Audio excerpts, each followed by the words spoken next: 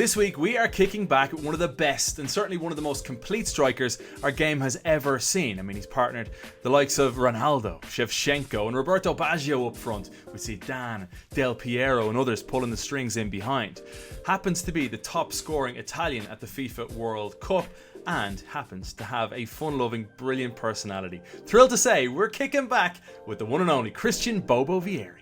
Christian Vieri, there you are, you handsome fella. How are you? I'm good, man. I'm good. I've missed you, man. A lot has happened in the last year since we last saw each other. I think we had dinner this week last year, said our goodbyes, both moved cities.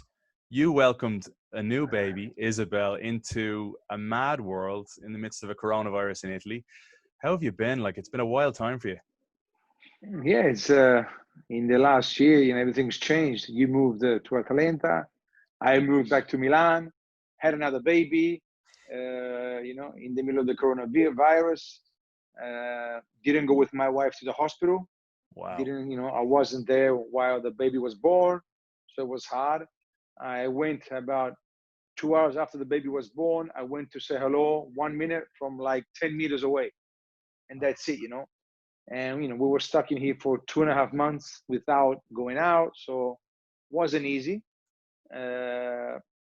But now, since when was it? 2 weeks ago, we can start going out. You've got your mask, the gloves. So, you can at least start going out. So I take Stella, the bigger daughter, I take her out nearly every morning, an hour and a half on the bicycle, just to get some air, just to get some fresh air, Yeah, she's at a fun age because her and my son James are only, I think, a couple of months apart.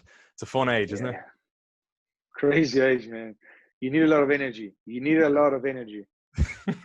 Hey, gone be the days of you playing football every day on Miami Beach and a bit of tennis afterwards. Now you're a full-time dad and it's a different world all of a sudden. But tell me, in terms of being a dad, what's your biggest goal of being a father? Like, when you think about it, when you actually sit down and weigh up these 2 girls and 3 girls and your wife Costi as well, they're looking at you and you're the main man in the family. Like, what's your goal as a father? Well, listen, it's my biggest satisfaction in my life. A year and a half ago, I was, practically single. I met my wife that I already knew for 10 years. We just started going out after, 3 months, she was pregnant, and everything changed so quickly in my life, So it's the biggest accomplishment in my life, having 2 children. Now I know when my mother used to say, you're going to understand everything when you got children, Now I understand her, Now I live for my 2 girls, I try to make them stay good. You try to teach them every day. You try to be a good father. You try to be good parents. You know what I'm talking about. So it's not an easy job. And sometimes it's very, very hard. Like when they don't sleep. Like yesterday, Stella, she screamed the whole day, from 7 a.m. to 9 o'clock at night. She screamed. It was crazy because yesterday she was jealous of Isabel. It's just like that. So it's not an easy job, but it's still wonderful. This is probably going to be the toughest time of your life in the midst of a coronavirus. So once you're getting through it, that's okay. Bobo, let's go back. I want to ask you something about when you were 21. In fact, do you remember your 21st birthday? No, man. I think I did a party somewhere. I don't know. But the timing, I was looking at the dates, and you were born on the 12th of July. On the 13th of July, 1994, Italy beat Bulgaria in the World Cup semi-final. Baggio scored 2. And you were between Ravenna, to correct me if I'm saying this wrong because I probably am, Ravenna yes. and Venezia. Yeah, that's the summer then. Yeah, that's the summer when I played in Ravenna. We were in Serie B. Yeah. And we went to the 3rd division, We got relegated, like we went down. And after that year, I went to Venezia for 1 year in 2nd division. Wasn't it? Those days were hard. See, this is what most people think about you, Bobo. They think about the world transfer fee. They think about, this fun-loving character that was always at the top. And this is why I wanted to ask you about that time, because you turned 21. You're in the midst of transferring from a Serie B side to a Serie B side. You're watching your idol, Roberto Baggio, at the World Cup. 4 years later, you're playing alongside him and you're banging in the goals at the 98 World Cup. Insane. But at the time of being 21, you're at a make or break time in your life, I think. And yes, you had the talent, but so many players that don't have the talent, or that have the talent, don't make it. Was there any mentor in your life? Was there a defining moment when you did make the transfer that you said, I've got to make this happen? Listen, it depends only on you, you know. You can't wait for people to, you know, to give you the pass, you know, like it's up to you. You got to train. You got to want it more than your other teammate, your teammates, or other players that are around. You know, trying to get in the Serie A. You know, so I did 3 years of Serie B. You know, 6 months with Pisa. I was horrible. I scored 2 goals in 20 games. I was like, wow, what is this? Then I went to Ravenna. I scored 12 goals. I did a okay competition. It was very hard. Serie B those days was very hard, but we got relegated. You know, so was more losing than winning, you know what I mean? So it was very hard. Then I went to Venice. We're supposed to go in the Serie A because we had an amazing team, but we changed 4 coaches in 1 year. So a lot of ups and downs, you know what I mean? And at the end of the day, it's up to you and how much you want it, you know? And no one's going to give you a pass. No one's going to just say, okay, I like you, you're a good kid, let's come to Serie A. It's always up to you, you know? And I was lucky because when I was from Venice, when I went to Atalanta in Serie A, my old coach from Torino, where I did my youth, he used to make me play in the first team with him, you know, so he knew me. So that was the luck that I needed. A coach of, you know, the Torino team went to Atalanta, Mondonico, and he called me, you know, so I was lucky about that. But for the rest, you've got to, it's up to you, you know, to improve and to want it more than other kids. Yeah, I think, you know, that 98 World Cup, when I really do think about it, that path that you took between, say, 94 and 98, and then that ridiculous path that you took, like insane ride that you went on with those huge transfers between, say, 98 and 2002. Let's talk a little bit about one fella that I idolized as a kid. I don't know if you noticed, but the 94 World Cup, my parents got me an Italy baseball hat, and I had a ponytail down the back, and I was obsessed with Baggio. I had to have the Diodora boots. You were probably equally as obsessed, but you got to go and play with him. I only got to talk about him. What was it like when you first met him and you got to play with him? No, it was crazy because I used to go watch him play. I used to pay the ticket $10 when I was in Prato. It's near Florence. I used to go see him play every Sunday, you know. And I would say, wow, look at this player here, you know. And then after 4 years, you're in the World Cup, you know, and you're walking around. He says, Bob, how are you? You're talking. Then during a training session, I still remember, we're playing up front, me and him, you know, when you play the game at, you know, the training. And he wanted to give me a ball and he missed, and he said, sorry, Bobo, you know. I said, okay, no worries, Robbie. And then I'm thinking, wow, he just said sorry to me, you know what I mean? Like, and I was thinking, I used to go see him play 10 years ago, you know. And now, after 8 years, something like that, I'm playing the World Cup with him, you know, up front. So, you know, the world's a crazy place, and, you know, anything can happen.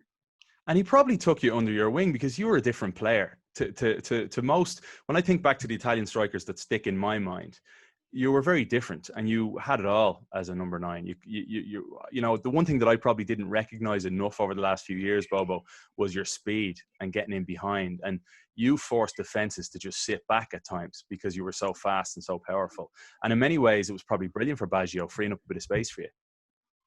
No, I agree. The thing is that I grew up in Australia, so we did a lot of athletics, you know, 100 meters, 200 meters, the 400, 800 meters, you know, so the marathon. So I would be winning all those races, you know, the 100 meters, the 200, the 800. I would be winning all those races. High jump, long jump. Like, I would have the blue ribbons, you know. They used to give you the blue ribbon. I would have the house full of that, you know. So I would always be doing athletics. So I think I brought it into my striking, the way I was playing. You know, I was very big. You know, I'm a big guy, but we were like our team, the coaches, I would say that me, Ronaldo, we were like 100-meter sprinters. You know, because we were so big and fast. You know, so maybe doing that when I was a kid, I brought it with me. And, you know, I played that way too. So, you know, I was bigger than all the other strikers because they used to be small in those, you know, those ages there. 20, 30 years ago, the strikers weren't that tall. And, you know, I was lucky just to be, you know, that big and, you know, and be that quick. So the first game I played with Baggio, he gave me the ball in front of the goals, you know, when we scored against Chile. It was just crazy. Oh, unreal. Come here. I was looking back at a highlight recently, And I was like looking at a defender from Milan and going, who's this slouch? Who's this guy that Bobo's just tearing apart? Turns out it was Baresi. And I'm looking at this game. You remember the game when you beat Milan 6-1 6-1. and you scored a brace and you took Baresi for another one. I mean, he must have retired straight after that match. Yeah, it was yeah, physically, you know what, when you're 23 years old, man, and you train good, you're a beast, you know. And I was playing in a fantastic team, you know, and 3 days later, we went to Holland, played against Ajax in the semifinals, and we won 2-1 over there. I scored a goal with Amoruso. We had 15 chances, you know, we were just like animals that year, you know. And then we lost the finals of the Champions League against Borussia Dortmund. But we were a very big team, you know, so big players, and you know, I was in good shape. I was feeling good. Yeah, you mentioned playing alongside Baggio. You mentioned Ronaldo as well. I think Zinedine Zidane. Was there one player throughout your career that you simply look back and think, I was in awe of that person every single day in training? I think Ronaldo, like, he was so quick, so fast, and he's big as me. He's huge, big legs. His neck's like this, like he's gigantic and so quick and fast, you know. And you would just watch him every day and just you'd laugh because he would do things that you would never see before, you know. So it was just amazing to train with him every day and to see how good he was, you know. It was fantastic. Come here. People may not know, well, they won't know this, but one day in being sports, we're all hanging around together. We're all having a laugh. And you said, come on, let's do a dinner some night. And Kevin, you're in charge. Book the restaurant. Where did we Oh go? my God, that restaurant was horrible. The yard thing. Oh my God, where did we go, man? What did I bring the cultured Italian for? What did we eat again? Remind people. I don't know, man. It was Fried chicken, big Bobo. stuff. Fried chicken. Oh yeah, fried chicken. Oh my God. And my friend Davide was there, right? Lippi was with me. Yeah. Oh And my your God. wife, you introduced your wife to us for the first time that night. And Coco was there. Right. Yeah. No, Never she said to me after dinner, Bob, what are you doing? Where are you taking me to dinner? I said, man, I thought we were gonna go to a nice Italian restaurant. I'm not gonna go eat some fried chicken. So I've always said to you, look, I need to make up for that. I'll make you a good Irish meal one day. I have to ask about a guy who you played with briefly, Robbie Keane from Ireland. Of course. And him arriving over, Robbie never lacked confidence, did he? Like, he was a confident fella, especially as a young player. And I remember when he made the move to Inter Milan from England, like he played at Wolves and Coventry and Leeds. And next thing he goes to Inter Milan. It was such a big deal, both in the UK and especially in Ireland. But for you guys, you're in a team with, who was it? Recoba, yourself, Zamorano. You're probably looking at him going, who's this fella?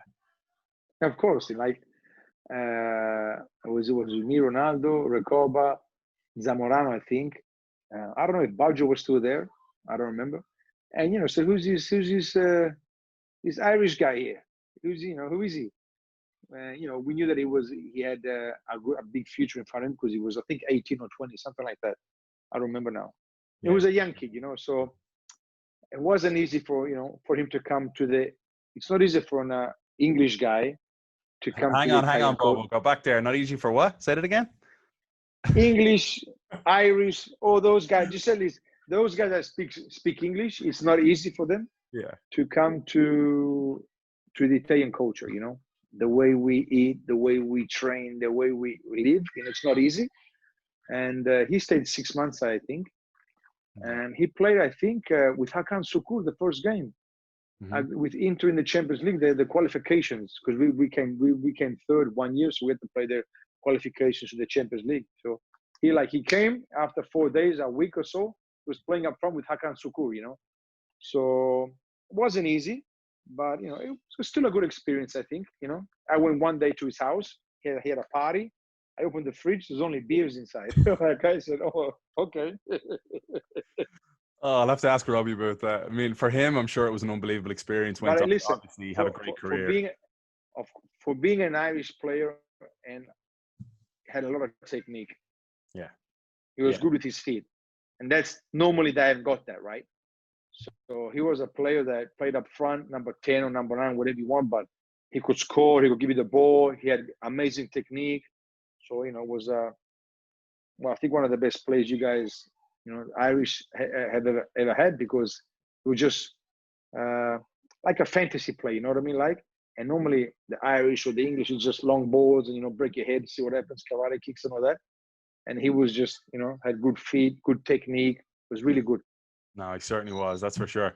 Hey, what was it like for you at 26 being the most expensive player in the world heading into a new millennium? You're turn of the century and you get that transfer to Inter Milan to go play alongside Ronaldo. On a serious note, was there a weight? And I know you're good with pressure, but was there a major weight hanging over you at 26 years of age knowing you're the most expensive on planet Earth? Well, listen, first thing was good for the girls because I was just walking around, they're jumping on me. No, I'm joking around. Yes, I had pressure, of course. 90 million those days in 1999. Biggest player in the world. So everyone's waiting for you to make a mistake, right? You know how it is. And I remember that went to camp, and I said to myself, Bob, you gotta fucking train good here because you're gonna train in a month and a half good because the first game you play, and it was gonna be at home. Whatever happens, there's going to be 90,000 people. Yeah. You've got to score a goal. There's no, I hit the post, I missed it. The ground's not good. Pressure, the ball's not hard enough. You got to score a goal at least. You score a goal, you're not going to have no pressure on you anymore. On your shoulders, you're going to be okay. You can breathe. So I prepared mentally more than physically. Of course, physically, but mentally prepared. And I said to myself, Bob, in San Siro, one of the biggest and oldest stadiums in the world, where the biggest players have played, you can't make mistakes here today. You can't find any excuses. You just gotta go in there, be a beast, and score as many goals as you can. So I was lucky that I scored 3 goals first game, a hat trick, and we won the game 3-0. So bit of the pressure off, huh? Bag of hat. Jesus, man. Pressure off, Bobo. Oh, it's crazy, So of course you're gonna have pressure. When you play in those stadiums, you can't make mistakes. You can't stop the ball. If you don't stop the ball properly, you're gonna get 85,000 whistles. People whistling at you. So when you go to those places and you put those shirts on, those number 9s, those number 10s, you can't make mistakes. You're gonna have pressure. You mentioned before about you can't expect the right pass and things like that in games. Like I said, you had a very unique playing style in that you could play and with your back to goal and hold the ball up, bring your teammates into play, or you could run in behind as well. Easily as good at doing that. Brilliant in the air. Was there a team you played on, and was it that early Inter side that you said, this is the optimal team for me? Like, this team is just set up for me to succeed? You know what? It was like those 8-9 years. It was like which team I was playing, I was feeling good. Madrid, Juve, Lazio, like I was scoring. So like I had a lot of confidence, you know what I mean? Like, and, I knew that wherever I was going to be playing, I was going to be scoring, wherever it was, I knew that I was going to be playing in big teams because, from Juventus to Atletico, big team. Then Lazio was a big team. We won a cup, Winners' Cup that year. And then Inter, I knew that those years were going to be all big teams, So I was very, very confident, bit cocky, but very, very confident.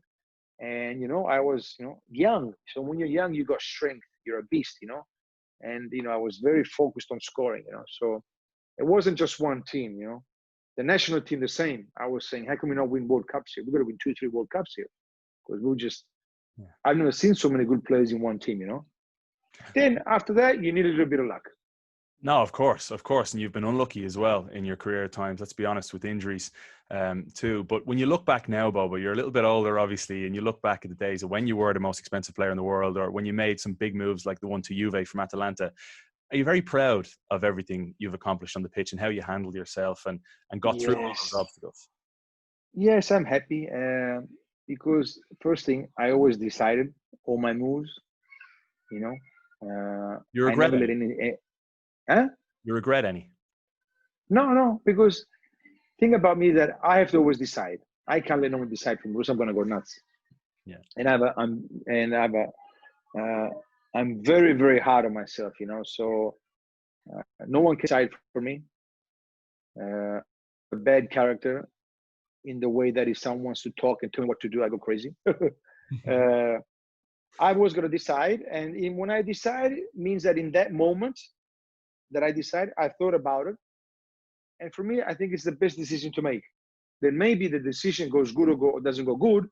That's part of life, So I don't regret anything. It's too easy to say, yeah, I shouldn't have gone to Monaco because that's where I broke my knee the month before the World Cup.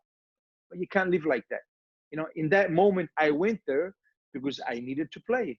I needed to play 90 minutes.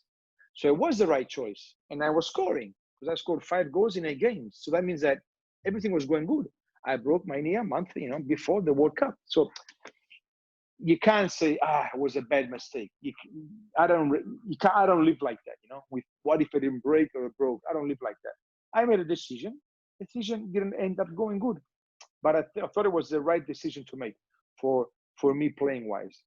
Yeah, it's very important, isn't it? We stand by our decisions with conviction in life. It doesn't matter where you go or what you do. If you believe in it at the time, go and do it. No regrets. Fair play on that front, Bobo. One of the things I always found working with you, which I absolutely loved, was you were always early, right? To the point where it would nearly do my head in, Bobo, because your call time would say be 2 o'clock and you'd show up at 12:30, 1:45. And I'd be thinking, he's going to have to sit around now until 7 o'clock. Like, they should be telling Bobo to come in at 5 o'clock and have him fresh, have him ready to go. And you'd be so early. And you were like, listen, in my life, in my career, if I was early or if I was on time, I was late. And you told a story one time about showing up for Juventus about an hour early one time, right? And it was the first time you were there. And next thing, everybody's been in the gym an hour already. Yeah, I remember, because in soccer, you know, you say 2:30 for 3 o'clock. That means you got to be there at 2:30 and you start at 3. So, you know, I go to Juventus, I go there at 1:30, you know, an hour before. So I'm like, you know, with my chest out. Yeah. I open the gym, there's 35 people in there. And I'm going, what's happening here? You know what I mean? And that's where I understood what preparing means, what being a soccer player means. It's not going there half an hour before training. It's preparing, doing all the stuff you have to do. You got your program, you know, every day, and you got to do everything. That's how you prepare. You do a lot of prevention, so then you don't have injuries. So it's you know, mentally it's very hard, because you know you got to be there 12:30. You're training at 3, and then you finish at 5, and then you got to do all your stuff, and you finish at 7. You got to prepare everything. You got to do everything. You got to have your program every day and follow everything. That's the only way you're going to be the best, you know. So speaking of preparation, Bobo, I remember I used to offer you a crunch bar all the time, didn't I? Before we go on air, because I'd see you sitting there, you'd be there for 4 hours, you wouldn't have eaten. Yeah. And I'd say to you right before we go on air, I'd always say, Bobo, can I get you a crunch bar? Because I'd be thinking, I want his energy up. As soon as we go on air, I want a sugar-filled Bobo ready to go. No, I know. I always used to go there before, because, you know, I just used to watch the game, sit around, you know, even if I'm joking around, but I'm already thinking in the back of my head, you know, what I got to do, you know. And I've always been good at that. I've always prepared, you know. Yeah. So, you know, I was happy with that. There's one player that stands out to me that I think is similar to you and the career you've had. Yeah. I don't know. I was just going to say that. Is that a no? Is that a good thing or a bad thing? No. Haaland from Borussia Dortmund. Yeah. I think his ability to get in behind, like I said, his left foot, his ability in the air, and his mentality too. Like, he's kind of playing with the reporters a little bit these days. His confidence is up. Do you see similarities there too? Yeah, 100%. You know, he's a center forward. He left-footed like me. He's tall like me. He's very quick now because he's young, you know. So he's going to put muscles on the next 10 years, you know. That's normal. Big goal scorer. He did the right decision. I read an interview, I think, of his manager, said that he had a couple of teams in Europe, big teams in England. But, you know, you're not going to play there because you're 18. And I think he went to Borussia, for me, the biggest team in Europe for the youngsters, for the young soccer players that have big quality, like Nacho, like Hakimi, like a lot, those big players. Borussia is the best team for the young, phenomenal players in the world, because they play 80,000, they have no stress, no pressure, they play, and they're free, you know, mentally they're free. And they're fantastic. And I think Haaland in 2 years, 2.5 years, whatever it is going to be 300 million. And both you and him came from a father that was a professional player too, which I'm sure helps along the way too. His dad obviously played at a professional level. So did your father.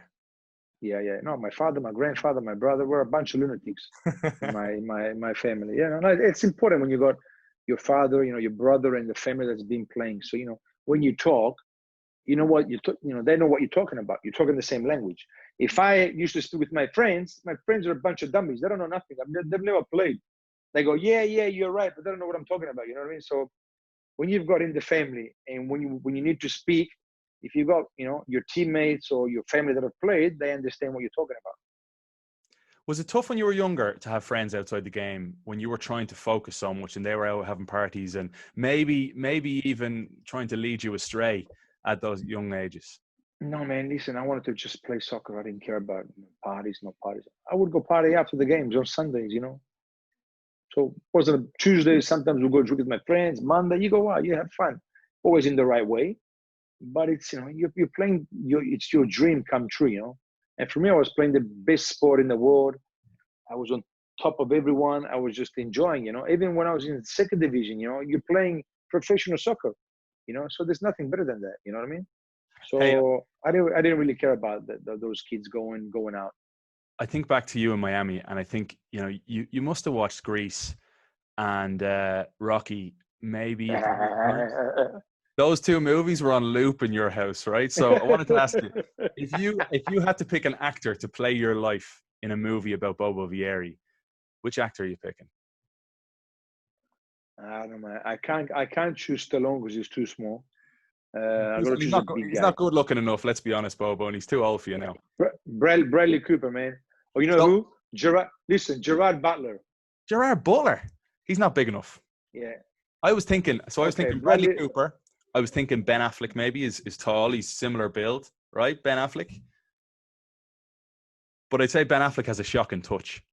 So. His wife's good. Well, as long as that works. Listen, we'll leave it at that, Bo. I can't thank you enough for taking the time to join me here on Kicking Back. And no worries, man. Appreciate it. But as always, love to your 3 girls, Costi and the 2 babies. And hopefully we'll catch up soon, man. Take care. Thank you. Love that chat. Bobo Vieri, an absolute legend of the game and a top-class human being. Big love, Bobo, to you and your gorgeous family. Thanks for the time. Now, if you enjoyed that chat and you like this form of conversation about our beautiful game, make sure you hit subscribe on YouTube and also on your favorite podcast platform. And if you're feeling uber generous, please leave a review and a rating as well. We've got a massive guest next week. Cannot wait for it. Until then, stay safe.